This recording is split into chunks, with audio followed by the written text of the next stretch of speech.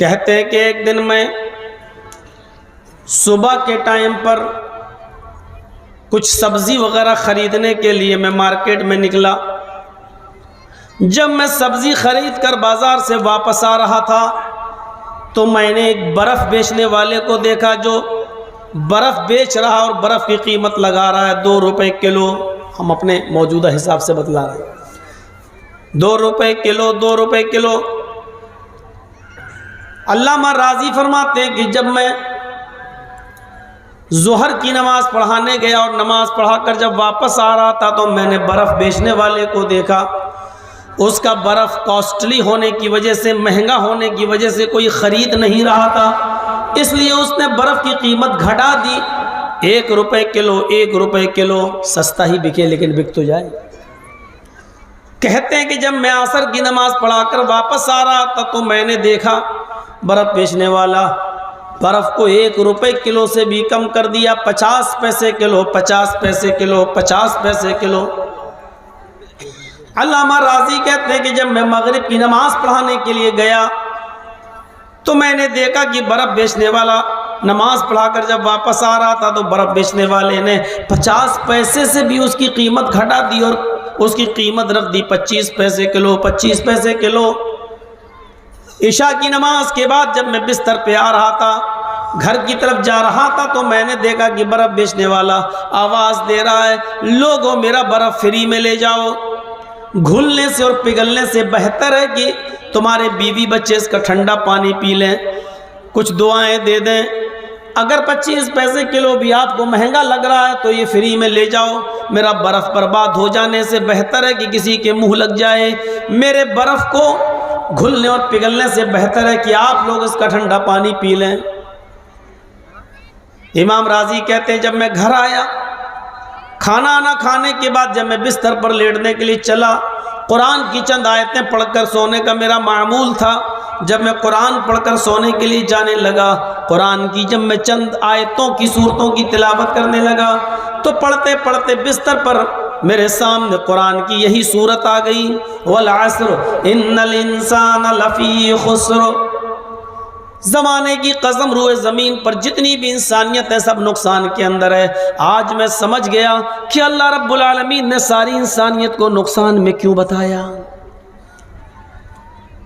जैसे जैसे बर्फ़ पिघलता जाता है, घुलता जाता है, वैसे वैसे उसकी कीमत भी कम होती चली जाती है। बर्फ़ घुलता जा रहा है, उसकी कीमत कम होती जा रही है। इसी तरीके से इंसान भी 1 दिन, 2 दिन, 1 हफ्ता, 2 हफ्ता, 1 महीना, 2 महीना, 1 साल, 2 साल, जैसे जैसे वो गुजारता जा रहा है उसकी ज़िंदगी भी बर्फ़ की तरह पिघलती जा रही है, उसकी ज़िंदगी भी बर्फ़ की तरह घुलती जा रही है, उसकी ज़िंदगी भी बर्फ़ के मानिंद कम होती जा रही है। जैसे बर्फ़ घुलता जाता है, इंसान की ज़िंदगी भी घुल रही है। 1 महीने पहले जिन लोगों ने मुझे सुना, आज जो मुझे सुन रहे हैं, आपका सुनना और मेरा यहाँ आना इस बात का मैसेज दे रहा है कि जर्जीस तुम अपनी ज़िंदगी का 1 महीना कम कर चुके हो और आप भी अपनी ज़िंदगी का 1 महीना कम कर चुके हैं। 10 साल पहले मेरा जिन लोगों ने प्रोग्राम सुना और आज भी सुन रहे हैं, हमारी और उनकी ज़िंदगी ये मैसेज दे रही है कि जर्जीस तुम भी अपनी 10 साल की ज़िंदगी कम कर चुके हो। जो सुन रहे हैं वो भी अपनी 10 साल की ज़िंदगी कम कर चुके हैं। और इंसान जैसे जैसे 1, 2 दिन, 1 महीना, 2 महीना, 1 साल, 2 साल गुजार रहा है ना, वो हकीकत में ज़िंदगी नहीं गुजार रहा है, उतना ही वो अपने कब्र के करीब हो जाता है। हम और आप उतना ही अपने कब्र के करीब हो गए। इंसान की मंजिल वही है। 100 बीघा जमीन आपकी हो, 5 एकड़ जमीन के आप मालिक हो, कितनी ही जमीन आपकी हो, हकीकत में ये ज़मीन आपकी नहीं है, आप मरेंगे इस पर किसी और का कब्ज़ा होगा। हमारी और आपकी ओरिजिनल ज़मीन वही 2 गज है जो मरने के बाद भी अपना दावा वापस नहीं, और वही 2 गज ज़मीन में हमें और आपको दफन होना है। इसलिए आदमी ये याद रखे कि वो 5 एकड़ ज़मीन का मालिक नहीं है, 100 बीघा ज़मीन का मालिक नहीं है। हम हकीकत में उसी 2 गज ज़मीन के मालिक हैं जिसमें हमें रहना है, जिसमें हमें जाना है, और हम उसी के करीब हो गए। और 2 ही ठिकाने हैं, जन्नत या जहन्नम, बीच का कोई ठिकाना नहीं है। हज़रत उमर फारूक रज़ी अल्लाह ताला अन्हु ये कहा करते थे कि हमारी नेकियां और हमारे गुनाह दोनों बराबर बराबर कर दिए जाएं, न मुझे जन्नत मिले न मुझे जहन्नम मिले, तब भी मैं ये समझूंगा कि मैं खुश नसीब हूँ। मुझे बीच में डाल दिया जाए, न जन्नत मिले न जहन्नम मिले, अगर बीच में रख दिया जाए तब भी मैं ये समझूंगा कि मैं खुश नसीब हूँ। लेकिन ऐसा होना नहीं है। 2 ही ठिकाने, जन्नत या जहन्नम। हम और आप 1 साल 2 साल जो गुजार कर आगे बढ़ जाते हैं, हकीकत में अपनी जन्नत के या अपनी जहन्नम के उतने करीब हो जाते हैं। हकीकत यही है कि हम या तो अपनी जन्नत के करीब हो रहे हैं या अपनी जहन्नम के। और अल्लाह न करे अगर हम अपनी बदआमालियों की वजह से 1 साल 2 साल 10 साल 20 साल अगर अपनी जहन्नम के करीब हो गए हैं, तो इससे बड़ा नुकसान हमारा और आपका क्या होगा? क्या इससे भी बड़ा कोई नुकसान हो सकता है? इसीलिए अल्लामा राजी ने कहा है कि मैं समझ गया अल्लाह ने जमाने की कसम क्यों खाई, क्योंकि जिस तरह बर्फ घुल रहा है उसी तरीके से 1 साल 2 साल जमाना भी बर्फ की तरह पिघल रहा है। हम अपनी जिंदगी कम करते चले जा रहे हैं, हम अपनी जिंदगी कम करते जा रहे हैं। बर्फ की मानिंद हमारी जिंदगी पिघलती जा रही है, बर्फ की मानिंद हमारी जिंदगी पिघल रही है। हम अपनी कब्र के करीब हो रहे हैं। सिकंदर बादशाह 6 महीने हुकूमत किया करता था और 6 महीने वो जंगल में अपनी जिंदगी बसर किया करता था। जंगल में चश्मदीद लोगों ने रात में सिकंदर बादशाह को देखा। 1-2 लोगों ने सिकंदर बादशाह को जंगल के अंदर टूटी और फूटी हुई कब्र के पास, कब्र की बोसीदा हड्डियों के पास बैठा हुआ देखा। और ये बड़बड़ाते हुए लोगों ने सुना कि सिकंदर बादशाह उस कब्र की बोसीदा हड्डियों के पास बैठकर ये कहता जा रहा है, आए हड्डियों कल तुम मेरे जैसी थी, आए हड्डियों कल तुम मेरी तरह थी हो, कल मैं तुम्हारे जैसा हो जाऊंगा। आए हड्डियों कल तुम मेरे जैसी थी और कल मैं तुम्हारे जैसा हो जाऊंगा। आए हड्डियों कल तुम मेरी तरह थी और कल मैं तुम्हारे जैसा हो जाऊंगा। वो ये बोल बोल कर अपनी मौत को याद कर रहा है। वो कब्र की बोसीदा हड्डियों को, सड़ी हुई हड्डियों को देखता है और कहता जाता है, आए हड्डियों कल तुम मेरी तरह थी और कल मैं तुम्हारे जैसा हो जाऊंगा। इसीलिए जनाबी मोहम्मद रसूलुल्लाह सल्लल्लाहु अलैहि वसल्लम ने फरमाया, फज़ूरुल क़ुबूर फ़इन्नकुम तुज़क्किरुकुमुल मौत। लोगो तुम कब्रों की ज़ियारत किया करो, तुम कब्रों पे जाया करो, इसलिए कि कब्रों की ज़ियारत करने से तुम्हें वहां जाकर अपनी मौत याद आएगी, तुम्हें अपना ठिकाना याद आएगा, तुम्हें अपना मस्कन याद आएगा, तुम्हें इस जगह आना है। ये कब्रें तुम्हें याद दिलाएंगी कि तुम्हारा ठिकाना ये है। सिकंदर बादशाह के इस वजीफे से सीखो, इस विर्द से सीखो कि वो किस तरीके से अपनी मौत को याद किया करता था। हम और आप धीरे धीरे कब्र के करीब जा रहे हैं। अबू हुरैरा उस हदीस के रावी हैं, तिर्मिज़ी शरीफ अब्वाबुज़ ज़ुहद के अल्फाज हैं। फरमाया अबू हुरैरा रज़ियल्लाहु ताला अन्हु ने कि अल्लाह के नबी सल्लल्लाहु अलैहि वसल्लम ने फरमाया, बादिरू बिल अमाली सबअन हल तंतज़िरून इल्ला फ़क़रन मुनसिया औ गिनन मुदग़िया औ मरज़न मुफ़सिदा औ हरमन मुफ़निदा औ मौतन मुजहिज़ा अव दज्जाल फशर्रु गाइब युंतज़र अव अस्साअ फस्साअतु अदहा व अमर्रु। तिरमिज़ी अब्वाबुज़ ज़ुहद के अल्फाज हैं, अल्लाह के नबी फरमाते लोगों 7 चीज़ों के आने से पहले नेक अमाल कर लो। इन 7 चीज़ों का तुम इंतज़ार न करो, इन 7 चीज़ों का इंतज़ार न करो। हल तंतज़िरूना इल्ला फ़क़रम मुनसिया, क्या तुम ऐसी फ़कीरी का, ऐसी गुर्बत का इंतज़ार कर रहे हो जो तुम्हें सब कुछ भुला दे।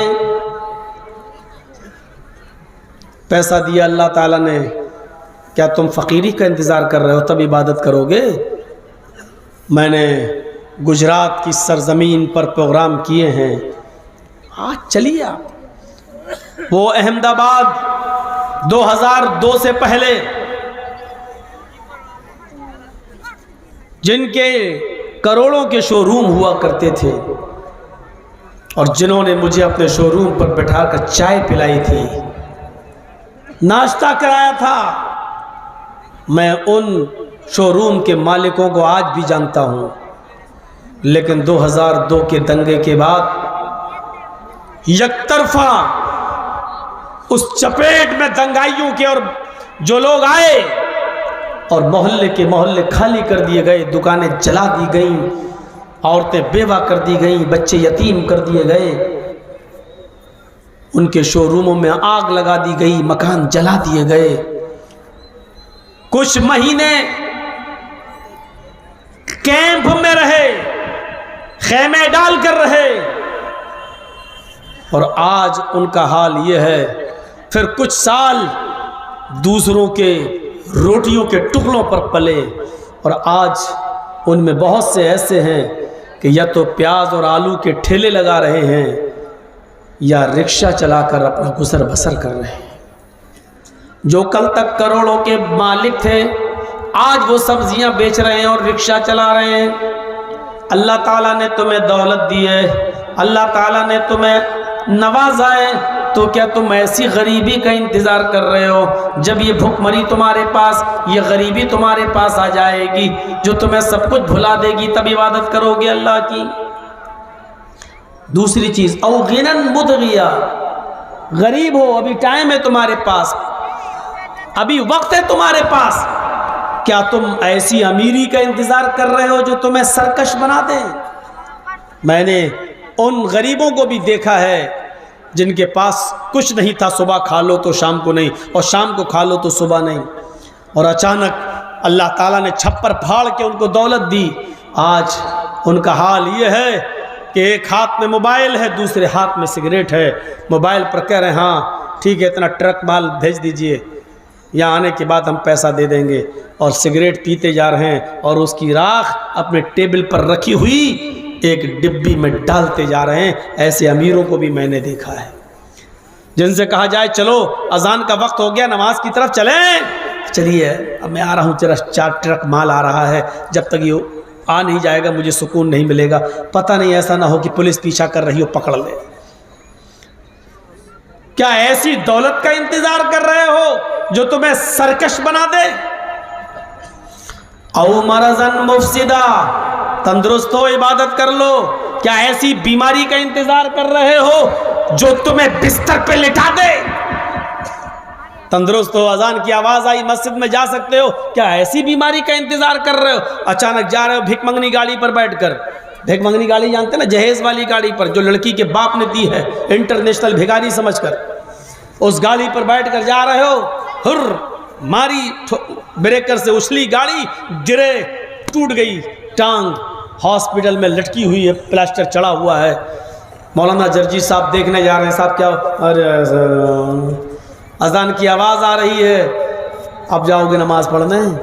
जब तंदुरुस्ती थी तब नहीं गए, अब जाओगे नमाज पढ़ने? साहब ठीक है, अल्लाह तुम्हें शिफा दे। अब मौलाना साहब जैसे ही उठ रहे हैं वैसे ही पकड़ लिया, तो क्या हुआ? मौलाना मस्जिद में दुआ करा देना, अल्लाह ताला शिफा दे। टांग टूट गई, रीढ़ की हड्डी तक उसका असर हो गया, बिस्तर पे पड़े हो, अब जाओगे इबादत करने? औ हरमन मुफनिदा, चौथी चीज, जवान हो, जवानी में इबादत कर लो। क्या ऐसे बुढ़ापे का इंतजार कर रहे हो जो तुम्हें बूढ़ा, जो तुम्हारी अकल को जाहिल कर दे? कभी एक तो बुढ़ापा होता है और एक वो बुढ़ापा होता है पता ही नहीं हम कर क्या रहे हैं। वुजू खाने पे बैठे हैं, पता नहीं 3 बार धो रहे हैं कि गिनती याद नहीं। नमाज पढ़ने खड़े हुए पता नहीं 4 रकात पढ़ रहे हैं कि 10-12 ठोक डाले। 2 सजदे करना है कि 10 सजदे करना है, बस सजदे करते चले रहे हैं। खड़े हैं अल्लाहु अकबर पढ़ना है, अल्लाहुम्मा बाइद बैनी पढ़ना, अल्हम्दुलिल्लाह रब्बिल आलमीन, अब पढ़ रहे हैं सुभान रब्बिल आला सुभान रब्बिल आला। सजदे में घुस गए तो पता नहीं चल रहा क्या पढ़ रहे हैं, अल्हम्दुलिल्लाह रब्बिल आलमीन रहमान रहीम। अब इबादत करोगे जब अकल ही खराब हो गई। औ हरामन मुफनिदा, क्या ऐसे बुढ़ापे में इबादत करोगे जो तुम्हारी अकल को खराब कर दे? जब तो मरफूल कलम हो गए, तुम्हारी नेकियां नहीं लिखी जा रही, तुम्हारे गुनाह नहीं लिखे जा रहे, अल्लाह तुम्हारी जिंदगी का फैसला करेगा। अब तुम इबादत करोगे अल्लाह की। 4 चीजें, गरीब हो तो अमीरी का इंतजार मत करो, पहली चीज। अमीर हो तो गरीबी का इंतजार मत करो, दूसरी चीज। दोनों अलग अलग। गरीब हो तो अमीरी का इंतजार मत करो और अमीर हो तो गरीबी का इंतजार मत करो, ये 2 अलग अलग चीजें। तंदुरुस्त हो तो बीमारी का इंतजार मत करो और जवान हो तंदुरुस्त हो तो अकल को खराब कर देने वाले बुढ़ापे का इंतजार मत करो। 4 चीजें। औ मौतन मुजहिजा, क्या अचानक आ जाने वाली मौत का इंतजार कर रहे हो? मर जाओगे तब अल्लाह की इबादत करोगे? अचानक मौत तो कभी किसी की आ सकती है। जर्जीस साहब आज यहाँ हैं, कल का प्रोग्राम कहीं और है, लेकिन जर्जीस साहब को प्रोग्राम की तारीख दी है लेकिन कन्फर्म नहीं है और गारंटी के साथ नहीं कहा जा सकता है कि मैं कल के जलसे में पहुंच पाऊंगा कि नहीं पहुंच पाऊंगा। अचानक मौत किसी की भी आ सकती है। जा रहे हैं, अटैक कभी भी पड़ सकता है। गए और याद करो जामिया सल्फिया बनारस के उस जबरदस्त बड़े आलिम को, डॉक्टर रज़ाउल्लाह मोहम्मद इदरीस सलफ़ी मदनी, जिनके नाम के आगे आज लगाना पड़ता है रहमतुल्लाह अलैह। गए थे बम्बई में दीने रहमत कॉन्फ्रेंस में शिरकत करने। जलसे में तकरीर हुई उनकी क़ज़ा व क़दर के मौजू पर, बोले और जैसे ही तकरीर करके हटे सीने में दर्द हुआ, हॉस्पिटल तक ले जाया गया। हॉस्पिटल ले जाने से पहले रास्ते ही में इंतकाल हो गया। जलसे में गए, सोचा था कभी कि हम घर वापस नहीं आ पाएंगे। औ मौतन मुजहिज़, अचानक मौत। अल्लाह उनकी कब्र को नूर से भर दे, ग़रीक़ रहमत फरमाए, उनकी रूह को आला इल्लीन के अंदर जगह अता फरमाए। मेरे प्यारे साथियों, ये किसके साथ नहीं हो सकता है? कोरोना में कैसे कैसे हमारे जमात के बड़े बड़े आलिम इस दुनिया से चले गए। 40-40, 45-45 साल की उम्र और चले गए। तसव्वुर नहीं कर सकते आप। अभी एक और बीमारी नई निकली है, ये वैक्सीन वालों को भी नहीं छोड़ रही है। और देखते रहिएगा, आलिमुल गैब तो नहीं हूं लेकिन अब तक के हालात बतला रहे हैं। यूपी का जब चुनाव होगा, अगर 3 या 4 चरणों में चुनाव हुआ, 5 चरणों में हुआ, तो 4 चरण तक तो ठीक चलेगा, लेकिन 5वीं चरण का या 6ठी चरण का जब चुनाव होगा तो उसमें ये लहर बहुत तेजी के साथ आएगी। और ये आएगी नहीं, लाई जाएगी।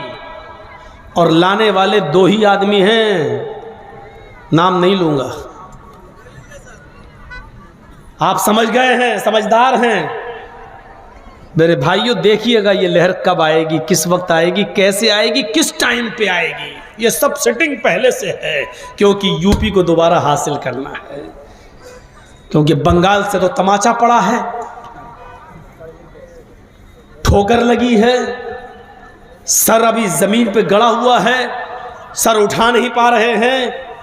इसलिए यूपी को किसी तरीके से जीतना है, किसी भी तरीके से। अगर यूपी चला गया इनके हाथ से तो दिल्ली जाना तय। इसलिए यूपी किसी तरीके से ये जाने नहीं देंगे। इसके लिए कोरोना से भी ज्यादा खतरनाक बीमारी आएगी। चुनाव के 2-3 चरण हो जाने के बाद 4थे या 5वें चरण में इसकी भयानक लहर फैलेगी। किसकी तरफ से फैलेगी? और ये कुछ कुत्ते जो हड्डियां डाल देने के बाद इनकी चोंचें चलेंगी, मीडिया वाले, और वो कुत्ते कौन है मैं नाम भी नहीं लूंगा, और वो कुत्ते खुद समझ जाएंगे कि कुत्ते किसको कहा गया है। वो अच्छी तरीके से जानते हैं। जिनको आप गोदी मीडिया कहो या जिसको भक्त मीडिया कहो, जो कहना चाहो कहो, हमारी नजर में हड्डियों को खाने वाली, सड़ी हुई हड्डियों पे गिरने वाली ये मीडिया, देखिएगा इस लहर को कैसे सुनियोजित तरीके से और ढंग से फैलाएगी, और उसी में सब गड़बड़ और सब उसी में होगा गड़बड़। तो मौतन मुजिज़ा, अचानक मौत कभी भी आ सकती है। उस मौत के आने से पहले इबादत कर लो। 5 चीज़ें। अब दज्जाल फशर्रु गाइब युंतज़र, दज्जाल के आने से पहले, खुरूज दज्जाल से पहले नेक अमाल कर लो। जब दज्जाल निकल जाएगा, आ जाएगा, तब तुम नेक अमल करोगे। जब तुम्हारी नेकियों के दरवाजे बंद कर दिए जाएंगे, तब नेक अमाल करोगे। गायब फितनों में, गायब चीजों में सबसे बड़ा फितना इसी खुरूज दज्जाल का है। दज्जाल से बड़ा कोई फितना नहीं है गायब चीजों में। ये 6ठी चीज है। और 7वीं चीज, अब फसात वधावा मर, क्या कयामत आ जाएगी तब तुम नेक अमाल करोगे? कयामत के आने से पहले नेक अमाल कर लो। कयामत के आने से पहले मेरे भाइयों, कयामत के आने से पहले नेक अमाल। वो कयामत जिसका चर्चा हर जगह है, वो कयामत जिसको बाइबल में डे ऑफ जजमेंट के नाम से जाना गया है, वो कयामत जिसको हम हिंदू धर्म के शास्त्र और वेदों के मुताबिक परलय और महापरलय के नाम से जानते हैं, जिसके बारे में यह कहा गया है कि न पुत्र पिता को देखेगा, न पिता पुत्र को देखेगा। ये ऋग्वेद के अंदर, ऋग्वेद भूमिका में लिखा हुआ है। न पुत्र पिता को देखेगा, न पिता पुत्र को देखेगा। बस इतना।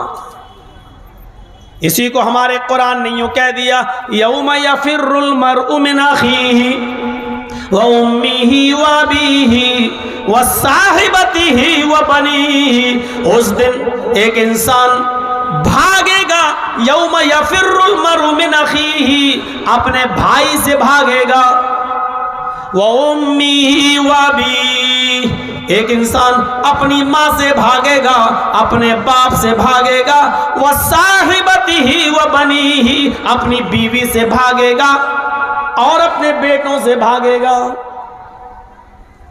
एक आदमी है, भाई को देखकर भागेगा कि ये मुझसे एक नेकी न मांग बैठे। बेटा अपनी माँ को देखेगा, भागेगा कि मेरी माँ मुझसे कहीं एक नेकी का सवाल न कर ले। अपने बाप को देखेगा तो भागेगा कि ये मेरा बाप मुझसे सवाल न कर ले। अपनी बीवी को देखेगा, जिस बीवी के बिना दुनिया में एक पल नहीं रह